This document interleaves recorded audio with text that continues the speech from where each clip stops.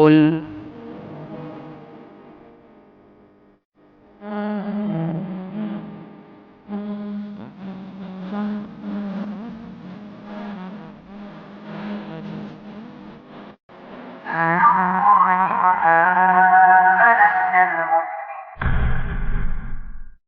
Bismillahirrahmanirrahim.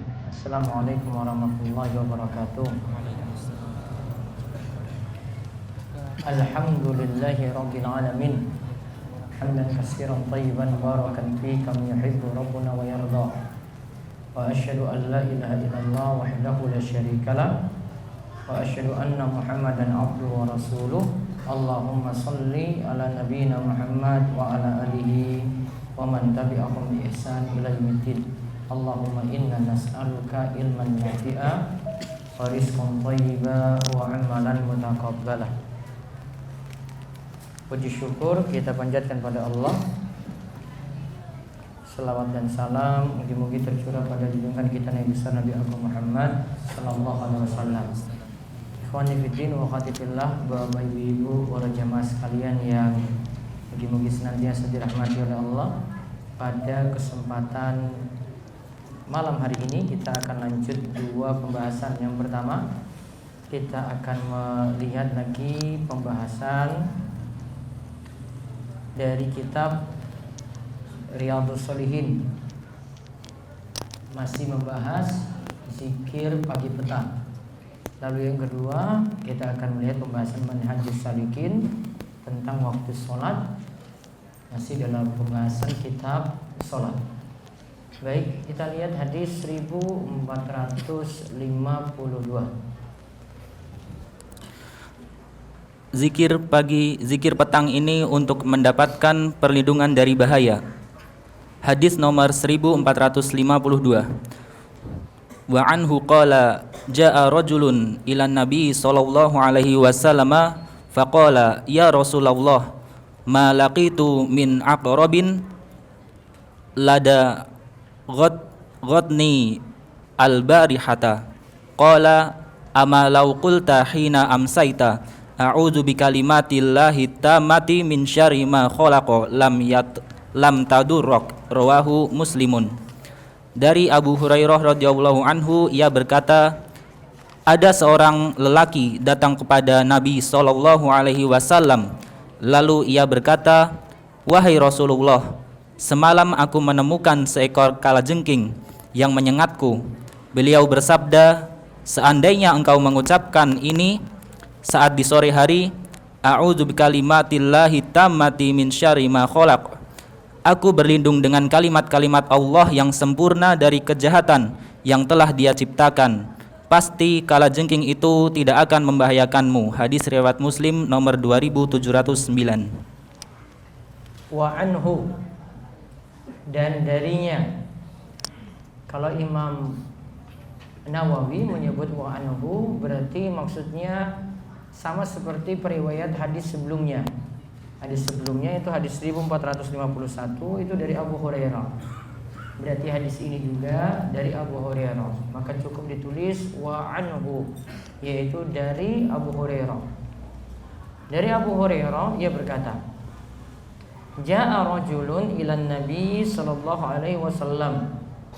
Ada seseorang yang mendatangi Nabi sallallahu alaihi wasallam.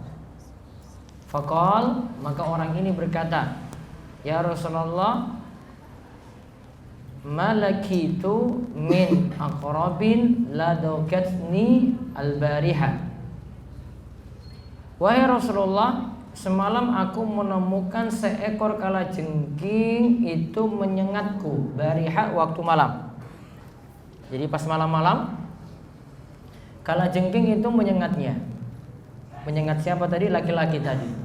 Laki-laki ini tidak diberitahu namanya siapa. Lalu ia mengatakan, amalau qulta hina amsayta, andai engkau mau membaca pada sore hari, pada petang hari, yaitu bacaan a'udzu bikalimatillahi tammati min syarri ma khalaq.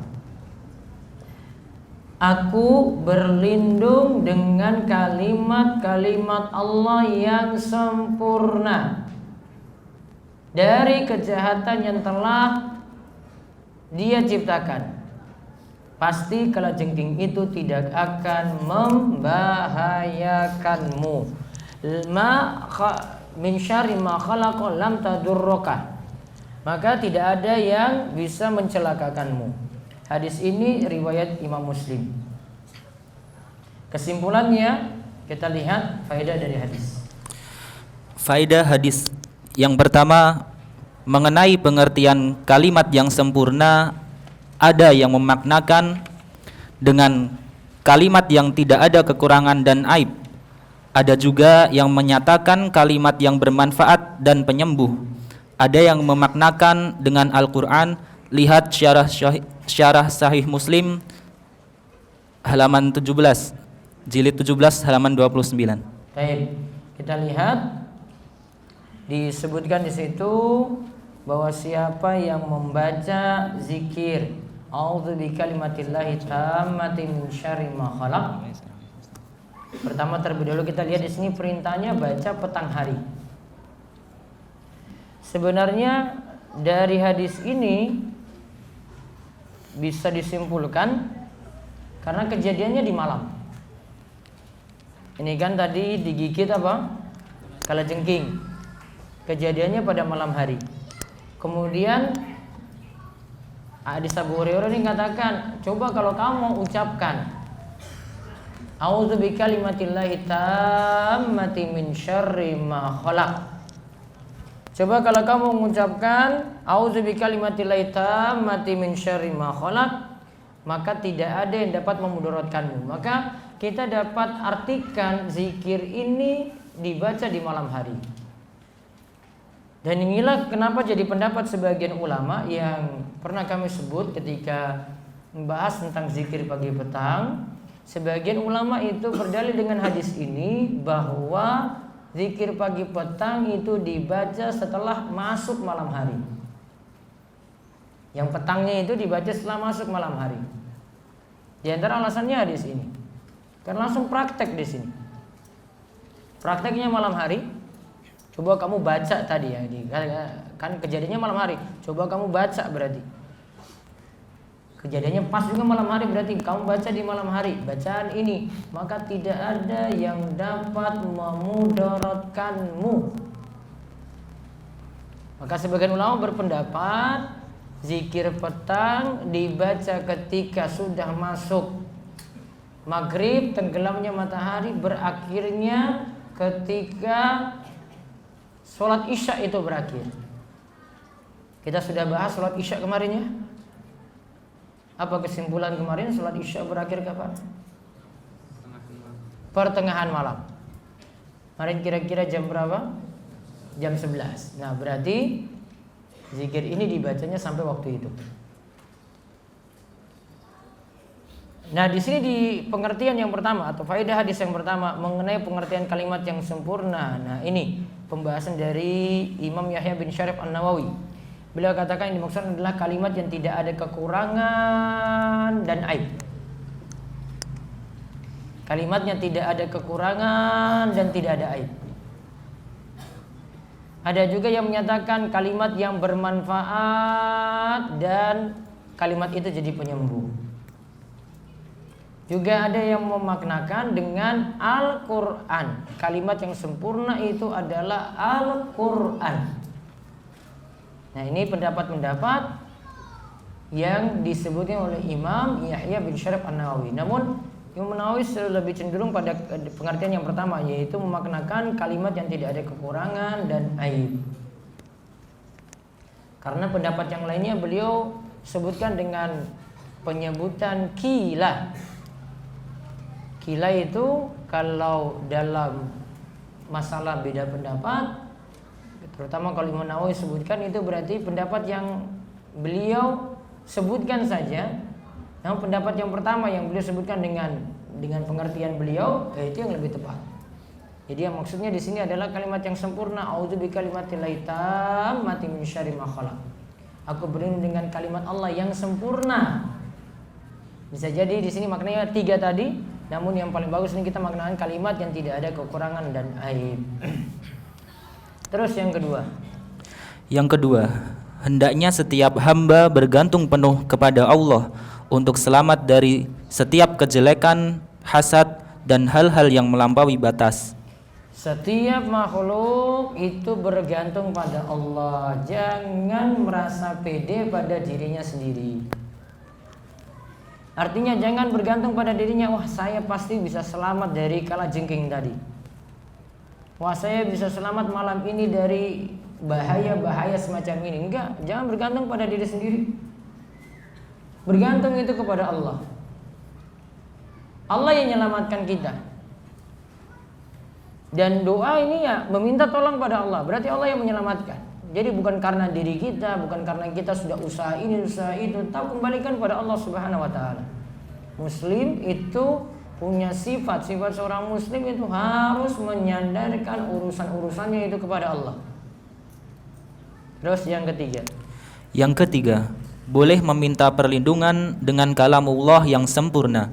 Ini berarti kalamullah, firman Allah itu sifat, bukanlah makhluk. Karena kita tidak boleh meminta perlindungan kepada makhluk.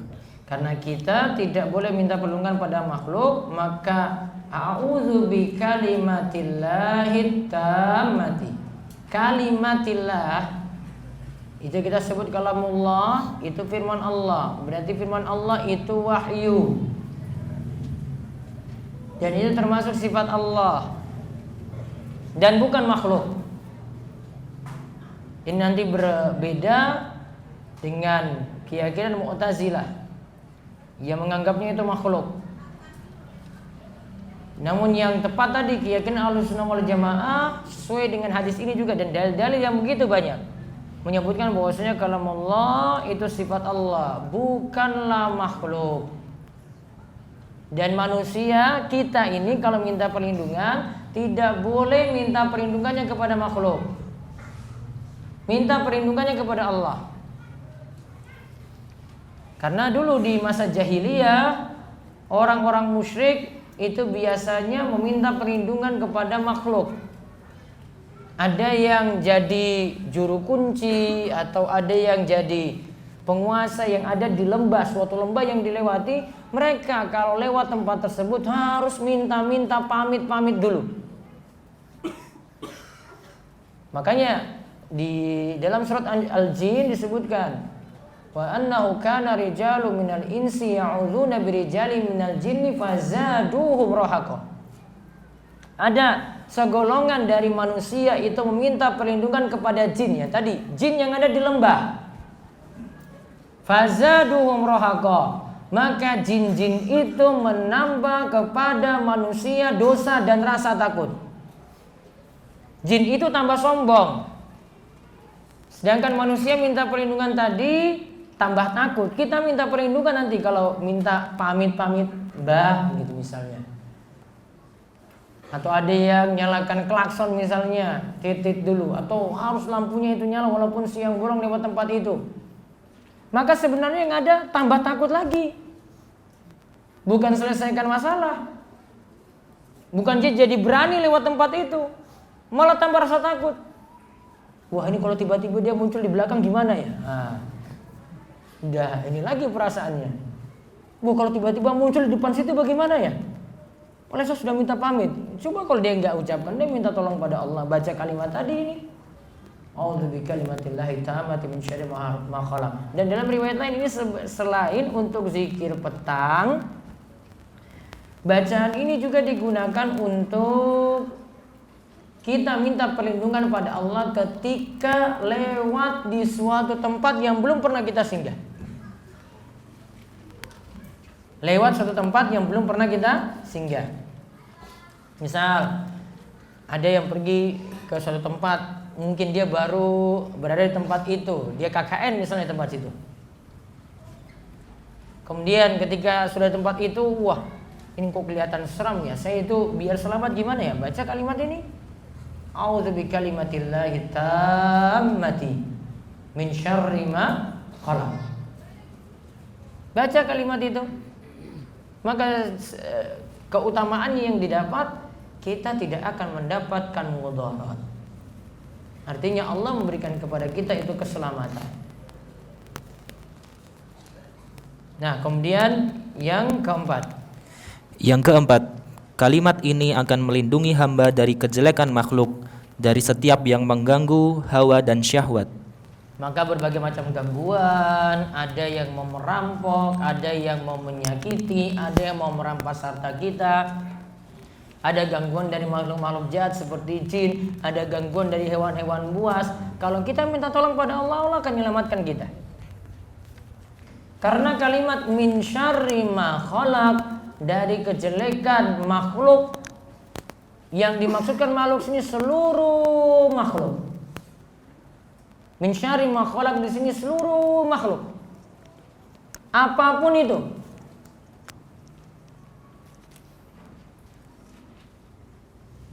Kemudian itu selesai 4 faedah dan disitu disimpulkan dari Syarah Sahih Muslim dan kitab Bahja An-Nadhirin. Baik, itu saja kita cukupkan.